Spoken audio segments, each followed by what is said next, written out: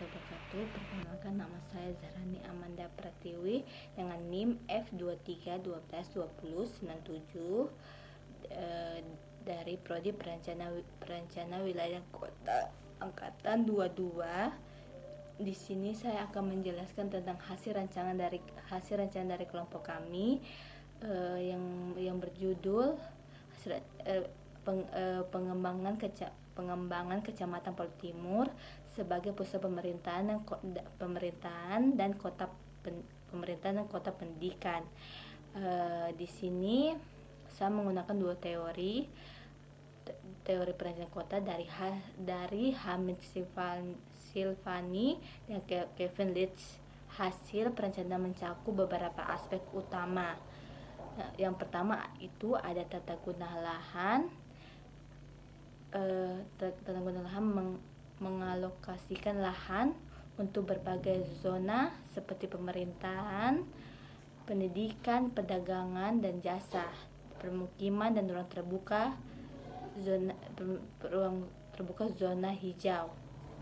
Yang kedua itu ada tata masa bangunan, menentukan bentuk dan masa dengan mempertimbangkan aspek-aspek seperti ketinggian bangunan, intensitas penggunaan lahan, dan koefisien lantai bangunan untuk menciptakan tata kota yang teratur dan efisien. Yang ketiga itu ada sirkulasi dan parkir, yang mengembangkan sistem sirkulasi yang efektif untuk kendaraan, pejalan kaki, serta menyediakan fasilitas parkir yang memadai.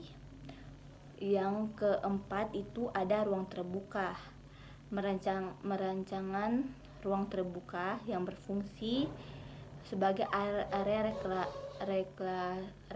rekreasi dan sosial yang juga mendukung kegiatan pemerintahan dan pendidikan, serta memperkuat identitas kota. Yang kelima itu jalur pejalan kaki, menyediakan jalur pejalan kaki yang nyaman dan aman untuk meningkatkan mobilitas no motoritas dan mendukung interaksi sosial. Yang keenam itu ada aktivitas pendukung, menyediakan fasilitas seperti kafe, toko, dan taman bermain untuk mendukung aktivitas masyarakat yang menciptakan lingkungan yang hidup dan interaktif.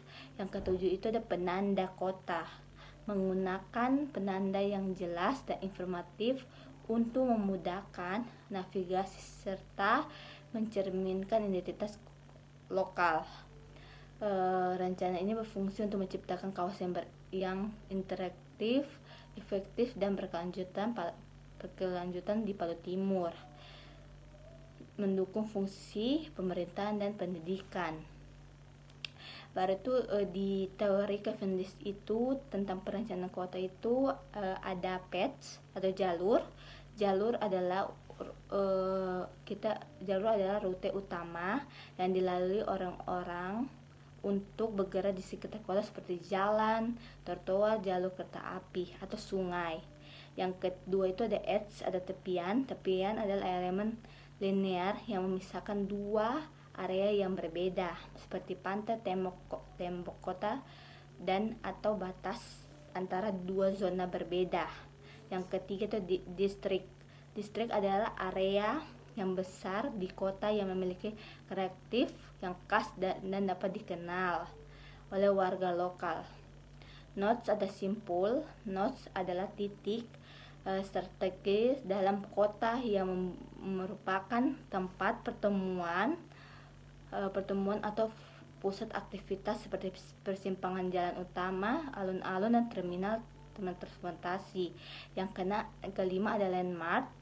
Landmark adalah objek fisik yang mudah dikenal dan digunakan sebagai titik referensi seperti menara, monumen, atau bangunan ikonik.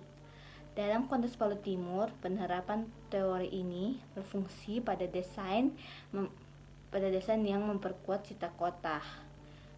Yang kota melalui elemen-elemennya. Sekian dari saya, terima kasih.